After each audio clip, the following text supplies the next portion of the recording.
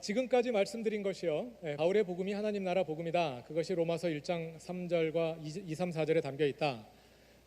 이것이 이번 사경회에서 하고자 하는 제 모든 설교의 논지라고 말할 수 있겠습니다. 제가 하고 싶은 얘기는 그 얘기를 하고 싶은 거고요. 이제부터는 그걸 입증해 나가는 겁니다. 진짜 로마서가 그러냐? 진짜 로마서가 그렇다는 것을 보여드리는 겁니다. 이제부터의 과정은. 자, 그래서 그 첫 번째로 언약과 하나님 나라.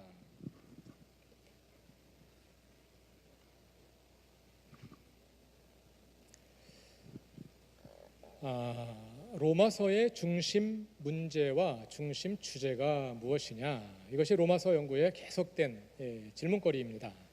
전통적으로 로마서의 주제는 뭐라고 우리가 알고 있습니까? 이신칭이라고 알고 있죠. 이신칭이가 뭡니까? 믿음으로 의롭게 된다. 예수를 믿으면 천국 간다. 이거죠. 그렇죠? 이것이 로마서가 제시하고 있는 중심 답이라면 로마서의 중심 질문은 무엇일까요? 우리는 어떻게 천국에 갈 수 있는가? 종말 심판에서 죄의 문제를 어떻게 해결할 수 있는가? 이것이 중심 질문이 되어야 하겠죠. 이 질문에 답하기 위해서 이 질문을 던지고 거기에 이신칭이라는 답을 던진 것이 로마서다. 이렇게 읽어야 하는데 로마서를 아무리 읽어도요, 이런 질문이 거의 떠오르지 않습니다. 전혀 없다고 함부로 말할 수는 없고요. 뚜렷하게 잘 떠오르지 않는다는 거예요. 어떻게 천국 가느냐? 종말 심판에서 종말 심판은 로마서에서 중요합니다. 죄의 문제를 어떻게 해결하는가? 있기는 있는데 이게 로마서 전체를 대표하는 내용이냐? 이렇게 말하기가 어렵다는 거예요. 자, 로마서에서 이신칭의를 말하는 본문 자체가 많지가 않아요. 그리고 죽은 후 천국 가는 문제가 로마서에서 중심적이지가 않습니다. 로마서의 구조를 보면은요, 로마서는 이런 마치 겉껍질과 속껍질을 가지고 있는 수박과 같은 모양으로 되어 있거든요. 로마서 전체는 서신 형식을 가지고 있습니다. 그래서 1장 1절부터 12절까지는 서신, 편지 형식의 서두에 해당하고 16장 1절부터 27절은 편지 형식의 끝맺음에 해당합니다. 다른 편지들은 그 안에 이제 본론이 들어있는데 로마서는 한 가지가 더 들어있어요. 바울이 로마를 방문하려는 계획, 그리고 로마를 방문해서 하고자 하는, 로마를 거쳐서 스페인으로 가고자 하니 너희가 좀 보내줬으면 좋겠다, 선교 후원을 요청하는 내용이 그 사이에 끼워져 있어요. 그리고 그 안에 1장 16절부터 15장 13절까지가 로마서의 몸통에 해당하는 신학적, 윤리적 논의가 담겨 있는 부분입니다. 이번 사경회에서는 이 안에 핑크색으로 표시된 요 1, 2, 3, 4부로 이루어진 이 주요 내용만을 가지고 다룰 텐데요. 그 주제를 좀 더 상세하게 보자면 이렇습니다. 1장 16절과 17절에는 주제가 담겨 있고요. 제1부가 1장부터 4장까지 제1부의 주제는 누가 언약 백성이고 어떻게 언약 백성이 되는가 하는 질문이 담겨 있어요. 주제문을 제시한 다음에 바로 이어서 바울은 죄의 지배가 인류에게 편만하게 펼쳐져 있다는 이야기를 합니다. 그래서 모든 사람은 심판을 받지 않을 수 없다. 거기에 유대인도 예외가 되지 않는다 하는 이야기를 3장 20절까지 합니다. 예수님이 오시지 않으면 안 되는 어떤 필연성을 보여주는 거죠. 그리고 나서 3장 21절부터 31절에서 하나님의 의가 예수의 신실하심을 통해 계시되어서 모든 믿는 자를 의롭게 하신다. 이게 이제 이신칭에 해당하는 내용이죠. 그러면 유대인과 이방인이 차별 없이 구원받는다. 그럼 하나님께서 아브라함에게 하신 약속은 뭔가? 하나님이 아브라함에게 내가 내 자손을 내 백성으로 만들겠다 약속하셨잖아요. 그 약속은 뭐냐 하는 질문에 답하는 것이 4장이에요. 많은 분들이 이신칭의의 구체적인 사례를 보여주는 것이 4장이다 그렇게 말하는데요. 제가 보기에 그건 적절한 해석은 아닙니다. 나중에 설명하겠지만 이신칭의는 바울이 처음 고안한 내용이 아니라 기본적으로 구약 성경에 깔려 있는 거예요. 중요한 것은 우리를 의롭게 하는 그 믿음이 어디에서 오느냐?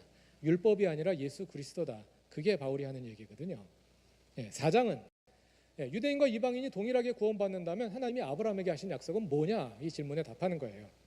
하나님이 아브라함에게 하신 약속은 육신의 자손들을 위한 것이 아니라 약속의 자손들, 곧 믿는 사람들을 위한 것이었다. 이렇게 답을 하는 거죠.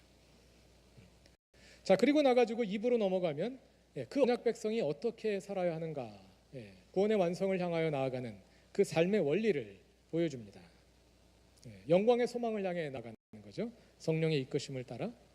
그 가운데 죄의 지배가 강하게 작용합니다. 먼저 그 죄의 지배의 기원이 무엇이고 그것이 어떻게 해결되었는지, 아담이 죄의 기원이고 예수가 어떻게 해결했는지를 보여준 다음에 죄의 지배와 하나님의 주대심 사이에 있는 우리의 실존을 묘사합니다. 그러면서 죄의 지배로 돌아가지 마라. 너희는 이미 죄의 지배로부터 해방되었다. 이렇게 선언합니다. 그리고 다시 수미상관 구조로 영광의 소망과 성령의 이끄심을 8장에서 보여주면서 2부를 마무리합니다. 2부의 주제는 언약 백성이 어떻게 살아가야 할 것이냐, 삶의 원리를 보여주는 거예요. 그 다음에 제3부는 1부에서 제시됐던 질문으로 다시 돌아갑니다. 하나님께서 아브라함과 맺으신 약속은 육신의 자손을 위한 것이 아니라 믿음의 자손을 위한 거다. 그럼 유대인은 어떻게 되는가 하는 질문이 아직 해결되지 않았죠. 그 질문을 제3인 90, 11장에서 해결하는 겁니다. 그리고 다시 4부에서는 제2부를 이어서 제2부가 삶의 원리를 보여준다면 제4부는 삶의 실제를 보여주죠. 그래서 우리가 일반적으로는 제4부가 윤리적 권면이라고 말합니다만 제2부도 상당히 윤리적인 내용을 담고 있어요. 그래서 로마서를 교리와 윤리로 딱 나누는 것은 어렵습니다. 그런 구조로 되어 있는데요. 이 가운데 이신칭의를 다루는 부분은 요거예요. 이신칭의를 본격적으로 다루는 부분은 3장 21절부터 4장 1절까지, 4장 끝까지 이게 이신칭의를 본격적으로 다루는 부분이고요. 나머지에서는요, 이신칭의가 간혹 가다가 언급되고요. 이신칭의 그거는 10장에서 9장인가 10장에서 한번 언급되고요. 의롭게 된다. 그 말은 뭐 여러 번 언급되는데 이신칭이라는 그 명백한 도식은 그다음부터 잘 나오지 않아요. 근데 어떻게 이신칭의가 로마서 전체의 주제라고 말할 수 있느냐? 이런 거죠. 그래서 로마서를 이제 새로 읽기 시작을 하는 겁니다. 로마서를 다시 읽어보니까 로마서에 반복적으로 등장하는 주제는 유대인과 이방인의 경계를 뛰어넘는 보편적 교회를 수립하는 문제더라는 거예요. 자, 꼬리에 꼬리를 물고 유대인과 이방인의 관계에 대한 논의가 이어집니다. 1장 16, 17절에 주제문을 제시한 다음에 18절부터 3장 20절까지 바로 이어서 죄의 지배가 서술되는데요. 여기서 바울이 뭐라고 말하냐면 죄의 지배가 보편적이어서 유대인과 이방인이 동일하게, 유대인은 자기들은 아라고 생각했거든요. 죄인 그러면 이방인과 동의어였거든요. 유대인들에게는 아니라는 거죠. 유대인도 동일하게 이방인과 마찬가지로 심판에 처할 것이다. 경고하는 겁니다. 그러면 아까 말한 것처럼 아브라함과 맺은 언약은 어떻게 되는 거냐? 유대인과 이방인 관계인 거죠. 4장에서 다루고, 그 다음에 9장에서 17장에서 유대인의 구원 문제를 집중적으로 다루고요. 그 다음에 구체적인 윤리적 권면을 다루고 있는 제4부의 후반부는 음식 규정에 관한 아마도 유대인과 이방인 사이에서 이루어졌을 갈등을 다루고 있습니다. 계속해서 유대인과 이방인 문제가 부각되는 거예요. 그리고 이것이 수미상관 구조로 열고 닫는 구조로 되어 있어요. 로마서의 주제를 담고 있는 1장 16절에서 내가 복음을 부끄러워하지 아니하노니 복음은 모든 믿는 자에게 구원을 주시는 하나님의 능력이라. 먼저는 유대인에게요, 또한 헬라인에게라. 유대인과 이방인을 포함하는 모든 사람의 구원, 주제문에서 언급되고 시작이 되죠. 그 다음에 제4부의 마지막 단락에 해당하는 15장 7절부터 13절을 읽어보면 유대인과 이방인이 함께 드리는, 종말에 함께 드리게 될 예배가 그려지고 있습니다. 유대인과 이방인의 주제로 시작되고 끝나는 거예요. 이걸 순서대로 다시 배열하면 이렇게 되는 거죠. 그러니까 유대인과 이방인의 관계 문제가 로마서 전체를 계속해서 등장하면서 지배하고 있더라 하는 겁니다. 로마서는 이 문제랑 관련되어 있는 거다. 이신칭이라는 주제조차도 우리가 어떻게 천국에 가느냐 하는 질문에 답하기 위해서 나온 것이 아니라 이방인이 유대인과 같은 자격으로 하나님의 백성 될 자격을 옹호하기 위해서 바울이 이신칭의를 말하는 것이다 하는 거죠. 바울이 율법의 행위가 아니라 예수 그리스도의 믿음으로 의롭게 된다. 우리는 이것을 행위가 아니라 믿음이다 이렇게 그동안 읽어왔단 말입니다. 행위가 아니라 믿음이다. 그래서 윤리가 아니라 교리다. 윤리로 구원받는 게 아니라 교리로 구원받는 거다. 이런 식으로 읽어왔단 말이죠. 그게 아니라는 겁니다. 그게 아니라 이 공식의 이 명제의 핵심은 행위와 믿음에 있는 게 아니라 율법과 예수 그리스도에 있다는 거예요. 왜 율법이 아니라 예수 그리스도냐? 율법으로 의롭게 되면 그건 유대인만을 위한 구원이 되니까 유대인과 이방인을 모두 구원하시기 위해서 하나님께서 예수 그리스도를 보내셨다는 거죠. 이렇게 유대인과 이방인의 문제가 이제 로마서의 중심 문제로 부각되는 거죠. 그럼 로마서의 중심 주제는 무엇이냐? 계속해서 주제문 16절, 17절인데요. 17절에는 복음 안에서 하나님의 의가 믿음으로부터 믿음으로 계시된다. 하나님의 의가 로마서의 중심 주제입니다. 이신칭으로 읽을 때는요, 이 하나님의 의가 바로 이신칭이다 이렇게 해석합니다. 하나님의 의가 우리한테 온 거죠. 그래서 우리를 의롭게 하는 그 의, 그게 하나님의 의인 거죠. 이렇게 해석이 되는데 그게 아니라 우리 안에 있는 우리의 의가 아니라 하나님으로부터 온 우리의 의가 아니라 이신칭의는 우리가 의롭게 되는 거잖아요. 그게 아니라 하나님의 의가 로마서의 중심 주제라는 거죠. 그리고 이신칭의는 그 하나님의 의라는 주제에 포함되는 한 부분이라는 겁니다. 그것을 우리가 3장 26절에서 읽어볼 수 있어요. 3장 26절은 이렇게 말합니다. 바로 이때에 자기의 의로우심을 나타내신 것은 하나님께서 첫 번째 그 자신이 의로우신 분이 되고 두 번째 예수의 믿음으로 말미암은 사람을 의롭게 하시기 위함이다. 2번이 바로 이신칭이죠. 예수의 믿음으로 말미암는 사람을 의롭게 하시기 위함이다. 자, 하나님의 의가 계시되는데요. 하나님의 의로우심이 나타나셨어요. 그렇죠? 하나님의 의가 계시되는데 거기에는 두 가지 목표가 있다는 거예요. 하나는 하나님 자신이 의로우신 분이라는 걸 보여주는 거예요. 그리고 또 하나는 예수의 믿음을 통해서 우리를 의롭게 하는 거예요. 이신칭이에요. 그러니까 이신칭이는 하나님의 의가 계시되는 두 가지 목표 가운데 하나인 것이죠. 그렇죠? 그러니까 하나님의 의가 더 큰 주제이고 이신칭의는 하나님의 의에 부속되는 주제다 하는 겁니다.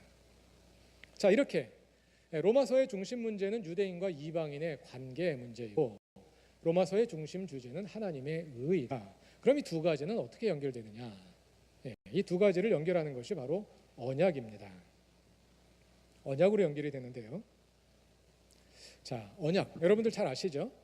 하나님과 이스라엘 백성은 언약 관계죠. 그 언약 관계를 가장 잘 보여주는 것이 출애굽. 물론 이제 하나님께서 아브라함과 언약을 맺으셨는데 아브라함과 언약을 맺으신 언약은 아브라함의 후손이 이스라엘과 맺을 언약을 미리 맺으신 거잖아요. 그 언약이 이제 출애굽 언약에서 이제 구체화된 거죠. 출애굽기 20장 1절로 가면 2절인가? 나는 너희를 하나님께서 이 모든 말씀으로 일러 가라사대가 1절인가 보다. 2절에서 나는 너희를 종되었던 땅 애굽에서 인도하여 낸 너희 하나님 여호와로라 이렇게 말씀하시죠. 그 말씀에는 출애굽기 1장부터 19장까지의 모든 내용이 요약되어 있어요. 그렇죠? 출애굽기 1장부터 19장까지는 하나님께서 이스라엘을 해방시키시는 내용이잖아요. 하나님께서 먼저 해방시키신 거예요.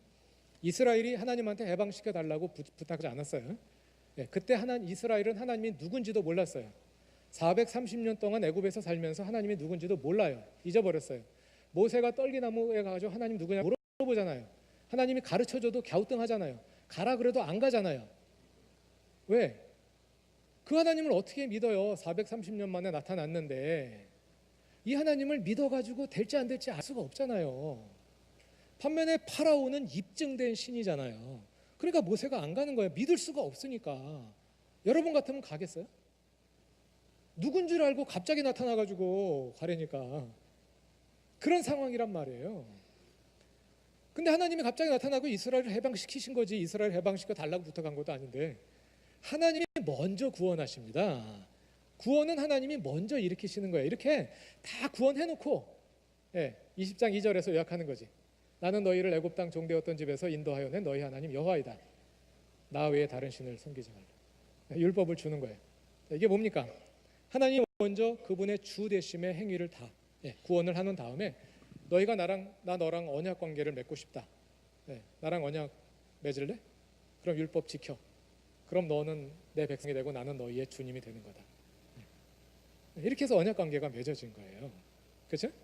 그 언약이 이제 구약 성경의 핵심이 돼서 계속해서 내려오는데 이 언약이 로마서의 핵심 개념입니다. 핵심 맥락에 모든 논의가 이 언약이라는 맥락에서 이어져 내려가고 있어요. 그 언약의 내용이 뭡니까? 하나님은 주님이 되시고 이스라엘은 백성이 되는 거예요. 하나님이 주님이 되셨으니까 책임이 있죠. 이스라엘의 모든 걸 책임져 줘야 되죠. 어려움이 있으면 구원해 주고 먹고 사는 문제 다 책임져 줘야 될 그런 책임이 있어요. 반면에 하나님에겐 권리가 있죠. 이스라엘로부터 유일신으로 숭배받을 권리가 있는 거예요. 나 외에 다른 신을 내게 있게 하지 말지니라. 모든 율법이 그 10계명의 제1계명 안에 다 들어있는 거예요. 나머지는 다 그것을 부연소설한 것에 불과한 거예요. 이스라엘도 권리가 있죠. 하나님이 백성으로 하나님으로부터 보호받을 권리가 있어요. 의무가 있죠. 뭐예요? 하나님만을 하나님으로 섬기고 딴 데 가면 안 돼. 이거 언약이 맺어진 거란 말이죠. 자, 하나님의 주 되심과 이스라엘의 백성됨이 언약의 내용이라면 그 언약의 요구사항은 뭐예요? 신실함입니다. 그 신실함 뭐냐면 하나님이 주님다우셔. 하나님이 주님답게 주님 노릇을 다 하셔. 그러면 하나님은 신실하다 그러는 거예요. 하나님이 신실하시다 이 말은 하나님이 주님다우시다. 하나님이 주님 노릇을 잘하고 계시다. 그 말을 다른 말로 하나님이 신실하시다 이렇게 말하는 것이고, 이스라엘 백성이 신실하려면 어떻게 될까요? 이스라엘이 백성답게 백성 노릇을 잘하면, 하나님만을 주님으로 섬기고 하나님께 순종해서 살아가면 백성다운 거죠. 그럼 이스라엘이 신실하다 이렇게 말하는 거예요. 신실함을 요구하는 겁니다. 신실함은 어떻게 됩니까? 신실하면 의로운 거예요. 옳은 거예요. 신실함의 결과로 의롭게 되는 거예요. 그 의로움이 뭐예요? 하나님이 주님이 되시고 이스라엘이 백성된 관계가 완벽하게 맺어지니까 그게 바로 구원이잖아요. 의로움과 구원은 같은 말이라고 할 수 있는 거죠. 한 가지 우리가 이제 우리 그 개역 성경에 보면 세번역에도 그렇고 의롭다 여김 받는다 이런 말이 굉장히 많이 등장하는데요. 바울은 의롭다 여김 받는다 그런 말 쓰지 않습니다. 그냥 의롭게 된다. 디카이오라는 동사를 수동태로 의롭게 된다 이렇게 말하지 의롭다 여김 받는다 이렇게 말하지 않아요. 그냥 의롭게 되는 거예요. 의롭다는 말은 하나님과 원만한 언약 관계를 맺고 있다. 그냥 의로운 것으로 인정해 준다 그게 아니라 그냥 진짜로 의롭게 되는 거예요. 바울이 말하는 겁니다. 자, 그러다 보니까 이 의로움과 신실함은 엄밀하게 말하면 구별되죠. 신실함은 언약의 요구사항이고 의로움은 언약의 결과니까. 근데 신실함은 의롭게 되잖아요. 하나님이 의롭다는 말은 하나님이 신실하시다는 말이고, 하나님이 신실하면 의로운 거니까 동의어처럼 쓰이는 거예요. 실제로 동의어처럼 씁니다. 하나님의 의로움이라는 말이 나오면 그냥 하나님의 신실하심으로 읽으면 돼요. 하나님의 신실하심이 나오면 하나님의 의로움으로 읽어도 돼요. 거의 동의어처럼 이렇게 쓰이는 겁니다. 이게 언약 관계예요.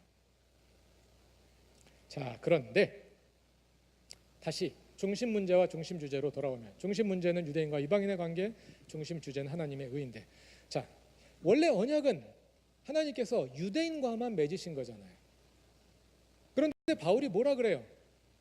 유대인과 이방인을 포함하는 모든 믿는 사람을 의롭게 하신다고 바울이 말하잖아요. 그러면 하나님이 아브라함과 맺은 언약을 파기하시는 거 아니십니까? 하나님이 아브라함의 자손과 배타적인 언약을 맺으셨잖아요. 그렇죠? 같은 아들 가운데서도 이삭만 되고 이스마엘은 안 되고, 그렇죠? 배타적인 언약을 맺으셨는데, 그럼 유대인과 이방인을 다 언약의 상대제로 삼으신다면 하나님이 언약을 파기하시는 거야. 하나님이 언약에 불신실하신 거잖아요. 불신실하시다는 말은 불의하다는 말이죠. 하나님이 정말 의로우신 분이냐 하는 질문을 던지게 됐다는 거죠. 그 질문에 답하기 위해서 로마서가 쓰여졌다 이렇게 보는 겁니다.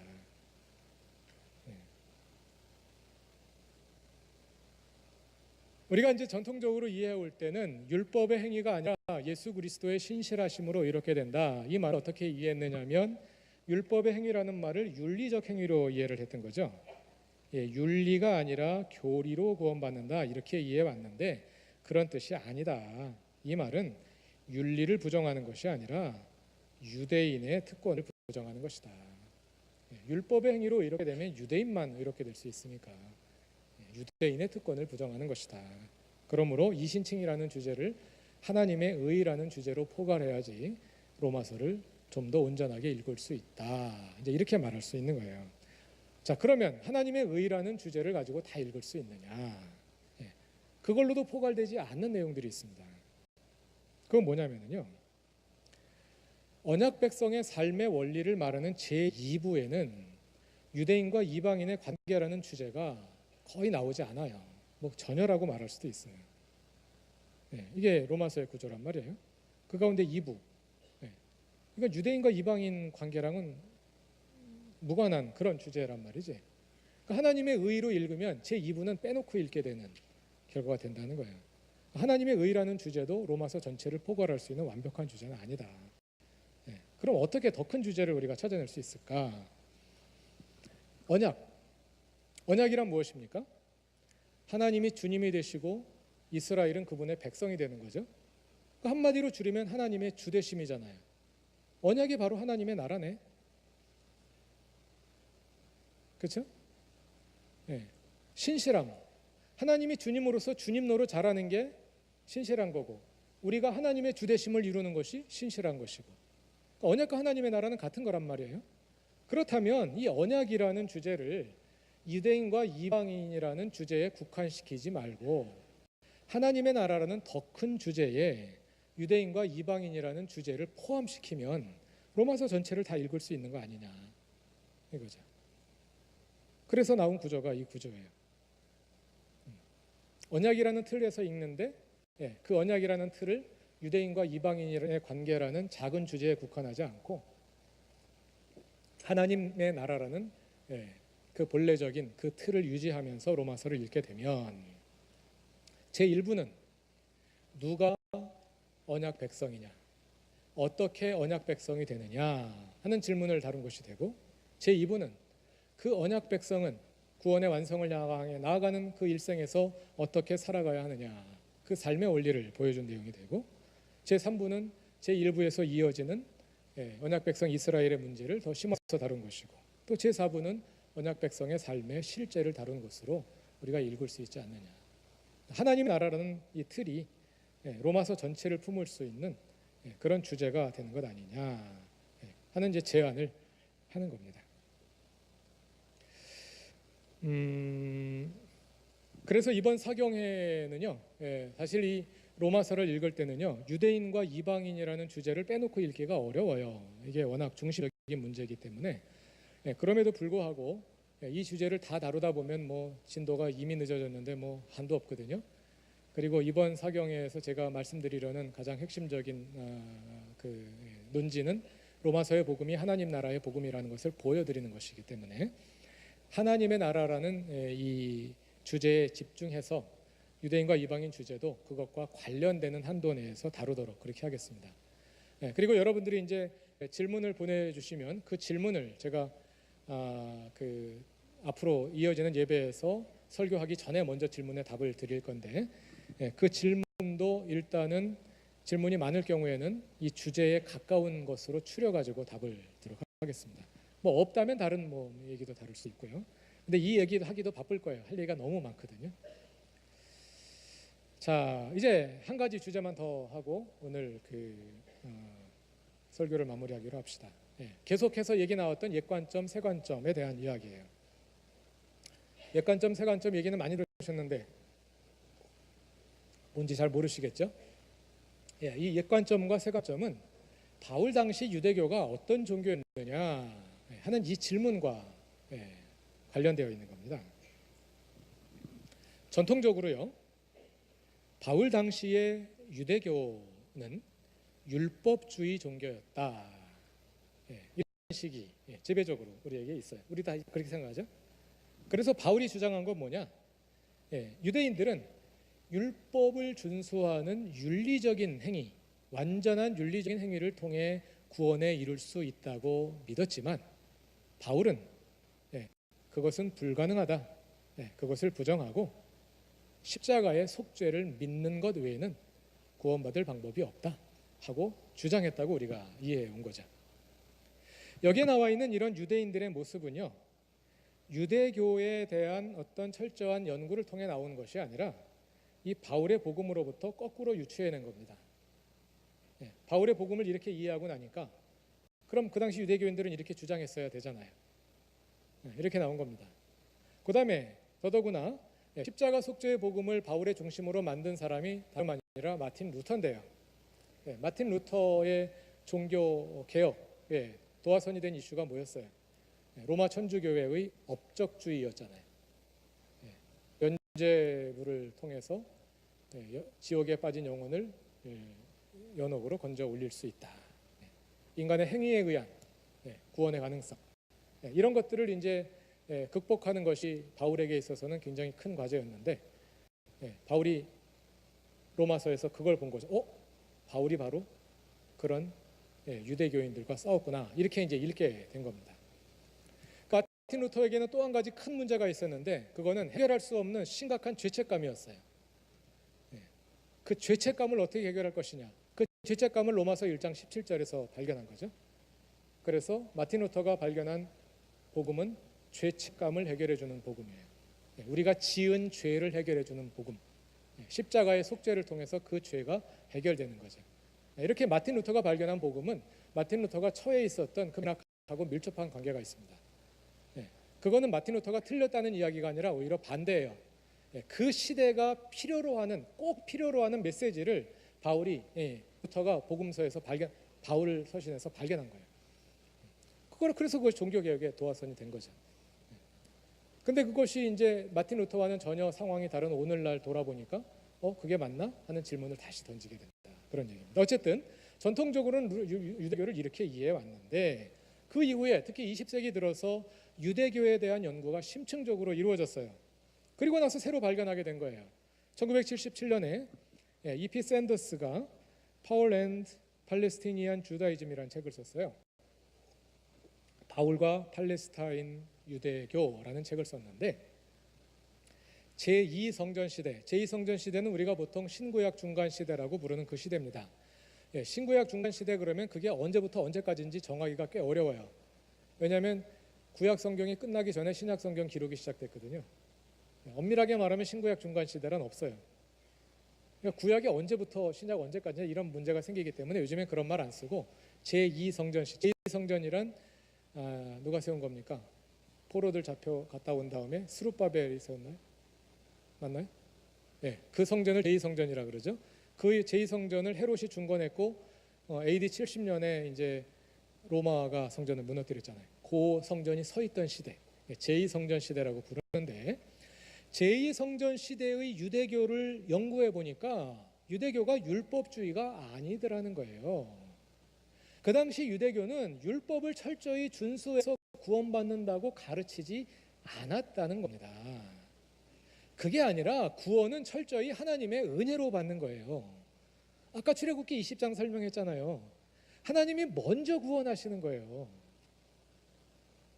그리고 율법이란 무엇이냐면 하나님이 먼저 계한하시고 우리에게 손을 내밀어서 언약관계가 체결이 됩니다. 그 언약관계가 어떻게 유지되느냐? 율법을 지킴으로 유지된다는 거지. 그러니까 율법은 언약에 들어가는 수단이 아니라 언약에 머무는 수단이다. 유대교도 율법 지켜서 구원받는다고 가르치지 않았다는 거죠. 여러분 구약 성경에 율법 잘 지켜서 구원받은 사람 누가 있어요? 신구약을 통틀어서 구원은 오직 하나님의 은혜로 이루어지는 거죠. 유대교에 대한 이해가 확 달라져 버린 거예요. 유대교도 은혜의 종교다 이렇게 돼버린 거지. 그럼 바울은 누구랑 싸운 거야? 이 문제가 생겨난 거죠. 그래서 이제 그를 따르는 신세관점 학자들이 그걸 가지고 이제 이래서 이런 사람들과 싸운 거다. 이래서 이 안에서 이제 세관점 안에서도 입장들이 나뉘는 건데 로마서 2장 17절부터 29절을 읽어보면은요 바울이 유대교인들을 비판하는데요.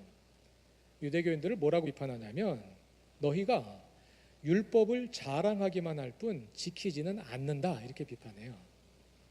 율법을 자랑하는 행위가 구체적으로 할례로 나타납니다. 할례는 뭐예요? 내가 유대인이라는 표시를 하는 거죠. 그러니까 율법을 지키는 동기가 무엇이냐면 율법을 지킴으로써 이방인과 구별되는 거예요. 예. 이방인과 유대인을 구별시키는 유대인의 정체성의 외적 표지로서의 기능, 바울의 관심은 거기에 있었다는 거예요. 자 여러분, 예수님이요 복음서에 보면 율법주의자들, 바리새인들, 율법주의자들과 자주 논쟁을 하시는데 그 가운데 율법이 이슈가 될 때가 있습니다. 율법의 어떤 조항이 이슈가 됩니까? 안식일에 왜 병자를 고칩니까? 안식일에 왜 곡식 이삭을 따먹습니까? 안식일 규정. 또 한 가지, 왜 세리와 죄인들과 함께 음식을 먹습니까? 왜 손을 안 닦고 음식을 먹습니까? 음식법, 정결법이죠. 안식일 규정과 정결법 이 두 가지만 가지고 부딪힙니다. 예수님이 뭐 살인해도 된다고 가르치시거나 뭐 도둑질해도 된다고 그런 거 아니죠. 그 두 가지만 갖고 부딪혀요. 바울이 율법주의자들과 부딪힐 때 주로 나타나는 이슈는 뭘까요? 주로 할례, 그리고 갈라디아서 2장 11절부터 14절에 소위 안디옥 사건이라는 사건이 기록되어 있는데 여기서는 음식, 이방인과 함께 먹는, 그리고 갈라디아서의 한 구절에서 뭐 어떤 사람은 나를 지키고 안 지키고 나를 지키는 문제, 이게 전부 다 말하자면 할례와 정결법과 안식일 이 규정으로 대변되는 거예요. 이 세 규정의 특징이 뭘까요? 윤리적 행위를 규정하는 것이 아니라 유대인의 정체성을 규정하는, 유대인을 이방인과 구별하는 행위들이잖아요. 그러니까 바울이 율법의 행위가 아니라 예수 그리스도의 믿음으로 의롭게 된다 그랬을 때 그 율법의 행위는 율법의 모든 것을 가리키는 것이 아니라 유대인들이 율법을 지킴으로써 유대인들이 이방인과 구별시키는 기능 또는 요 세 조항들, 이것만을 가리킨 것이다. 이렇게 보는 겁니다. 그 안에도 또 이제 조금씩 차이가 있지만, 이렇게 함으로써 바울이 부정한 것은 율법의 행위로 의롭게 되는 것이 아니다 하고 말했을 때 바울이 부정한 것은 윤리적 행위를 부정한 것이 아니라 유대인의 특권을 부정하는 것이다. 이렇게 해석을 한 겁니다. 어떻습니까? 이것이 세 관점입니다. 저는 세 관점을 알고 나서부터 처음으로 바울에 관심을 갖기 시작을 했어요. 여기 뭔가 가능성이 있다, 이런 생각을 하고요. 근데 자꾸 읽다 보니까 세 관점에도 여러 가지 한계가 있어요. 어떤 한계가 있느냐? 먼저 이것은 이제 또 그 당시 유대교 연구를 통해서 자연스럽게 전문가들에 의해서 나오는 내용인데요. 그 당시 유대교 내에는 다양한 입장들이 공존했다는 겁니다. 이 당시 유대교에는 정통이 없었어요. 정통이 있을 수가 없어요. 일단 포로 잡혀갔다 온 다음에는 정통을 세울 만한 뭐가 없잖아. 뭐 아무것도 없어. 그러니까 정통 중심이 없어요. 다른 나라에 지배당하고 있으니까. 그러다가 기원전 164년부터 마카비 혁명이 시작돼서 마카비 혁명이 승리해가지고 117년에 헬라 제국 안티오코스 에피파네스를 몰아내고 독립왕조를 세워요. 100년 동안 하스모니안 왕조가 이어집니다. 근데 하스모니안 왕조가 처음엔 잘 나가다가 얼마 지나지 않아서 타락해가지고 완전히 스스로 왕권과 대제사장직을 독점하고 하면서 그냥 막 타락하니까 뜻있는 유대인들이 다 떠나버려요. 그래서 쿰란 공동체도 생기고 하시딤도 생기고 그러면서 수많은 개혁운동들이 일어나는 거예요. 중심을 잃어버렸어요. 그 다음에 이스라엘이 로마 제국 하에 들어간 다음에는 헤롯이 다스리는데 헤롯이 대제사장직 돈 받고 막 팔잖아요. 매간 매직, 세금 안 거치니까 매간 매직 하는데 대제사장이 제일 비싸니까 대제사장직을 4개씩이나 만들어서 막 돈 받고 팔고, 그 대제사장이 유대교의 중심 역할을 할 수가 없다. 정통성이 없어요. 그러니까 유대교인들이 뿔뿔이 흩어져 가지고 사방에 수많은 개혁운동들이 일어나는 거예요. 이때를 이제 형성기 유대교라고 불러요. 유대교가 핵심이 없어요. 그러다 보니까 유대교 안에 수많은 다른 입장들이 공존했다는 거지. 그러므로 유대교는 은혜의 종교였다 이렇게 간단하게 말할 수 없다는 거예요. 그 종교를 가리켜서 커버넌털 로미즘이라고 부르거든요. 그 관점을 가리켜서 언약적 신율주의, 언약적 율법주의 또는 언약적 신율주의, 그런 커버넨털 노미즘이라고 부르는데, 그 당시 유대교를 이렇게 한마디로 정의하기 어렵다, 이런 이야기고요. 또 한 가지는요, 율법 행위가 할례, 음식법, 정결법으로 대표되는 어떤 율법의 구별 기능을 말하는 것이다. 굉장히 매력 있는 해석이에요. 제가 작년부터 우리 교회에서 로마서 설교를 시작해가지고 로마서 3장을 해석할 땐 그거라고 설교를 했거든요. 근데 계속 읽다 보니까 그게 딱 아니야. 그게 딱 아니야. 왜냐하면 여러분 잘 아시지만 로마서 7장을 가면 죄가 율법을 통해서 우리를 지배한다고 말하죠. 율법의 기능이 뭐냐면 죄의 정체를 폭로하는 거예요. 거기서 말하는 죄는 그냥 우리가 짓는 죄가 아니라 우리를 지배하는 죄입니다. 로마서에서 죄를 말할 때는 이게 핵심이에요. 죄가 우리를 지배하고 있다는 것을 율법이 폭로하는데, 폭로해주고 나서 해결할 능력이 없네. 당신 암 사기요 이렇게 진단해놓고 암을 치료를 못 해주네. 멀쩡하게 살던 사람이 그 다음부터 암 때문에 걱정하느라고 더 힘들어. 이게 율법의 역할이라는 거예요. 율법의 무능성이에요. 율법이 윤리적으로 무능하다는 거예요. 이것도 포함해야지. 그럼 포함하면 이게 뭐냐? 이게 진짜 어려워. 이거 어떻게 설명할지요. 우리 지난 주일에 그 성경 공부했잖아요, 그렇죠? 설교문 다시 쓰려고 그랬는데 어떻게 써야 될지 모르겠어요, 아직. 너무 어려운 문제예요. 두 가지를 함께 포함하는 문제라는 거예요. 정체성 기능과 함께 율법의 무능성, 이 두 가지를 함께 포함하는 개념이라는 거죠. 또 고린도전서 15장 같은 경우에 사망에 쏘는 것은 죄요, 죄의 권세는 율법이라, 이렇게 말하지 않습니까? 죄가 율법을 통해 우리를 지배한다. 율법이 죄의 지배의 도구가 된다. 이것도 역시 율법의 행위로 의롭게 될 수 없는 그 중요한 이유 가운데 하나거든요. 포함해야죠. 이렇게 옛관점과 새관점이 둘 다 한계를 가지고 있다는 것을 발견하게 된 거예요. 그럼 어떻게 하겠습니까? 새관점에 문제가 있으니까 옛관점으로 돌아가겠습니까? 저는 그럴 수는 없다고 생각해요. 왜냐하면 옛관점은 돌아갈 수 없는 너무나 많은 문제들이 이미 발견이 되었거든요. 그럼 두 가지를 함께 뛰어넘을 수 있는 새로운 관점으로 넘어가야지. 그러니까 김세윤 교수랑 톰 라이트가 둘이서 연락해. 김세윤 교수님은 옛관점을 대변하고 톰 라이트는 새관점을 대변하고 둘이 열심히 논쟁을 하시다가 둘이 서로 비슷해졌어요. 서로 받아들였어요. 그러면서 서로 다른 방법으로 이 두 관점을 극복하려고 노력을 합니다.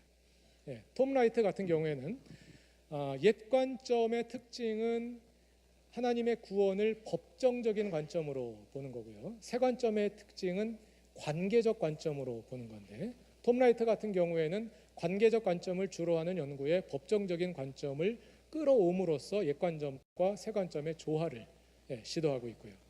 반면에 김세윤 교수 같은 경우에는 하나님의 나라는 새로운 패러다임으로 두 관점을 포괄하려는 시도를 하고 계시는 것이 아닌가. 자, 그래서 아까 로마서를 이신칭의로 본 게 그게 바로 옛관점이고요. 로마서의 중심 주제가 하나님의 의라는 것을 가장 잘 드러내준 것이 결국 새관점이에요. 새관점의 기여가 로마서의 중심 주제가 하나님의 의라는 것을 드러내줬는데, 하나님의 의 가지고 로마서를 다 품을 수 없잖아요. 하나님의 의를 포함하는 그거보다 더 큰 개념이 필요한데, 그것이 하나님의 나라 관점이라고 말할 수 있지 않겠느냐, 이렇게 생각하는 것이고, 제 나름대로 로마서를 읽어보니까 실제로 그렇더라 하고 저 나름으로는 확인을 하게 되었다 하는 얘기가 되겠습니다. 몇 시입니까? 9시 24분이네요. 오늘 좀 길게 해도 괜찮다 그래가지고 길게 얘기했습니다. 오늘 여기까지 하겠습니다. 뭐 설교 끝나고 뭐 박수까지 치고 그러십니까? 기도합시다. 하나님, 주님 말씀을 바로 알기 원합니다. 주님을 바로 알기 원합니다. 그래서 우리가 주님과 바른 관계 속에 들어가 우리의 삶 속에 하나님의 주 되심을 온전히 이루기를 원합니다.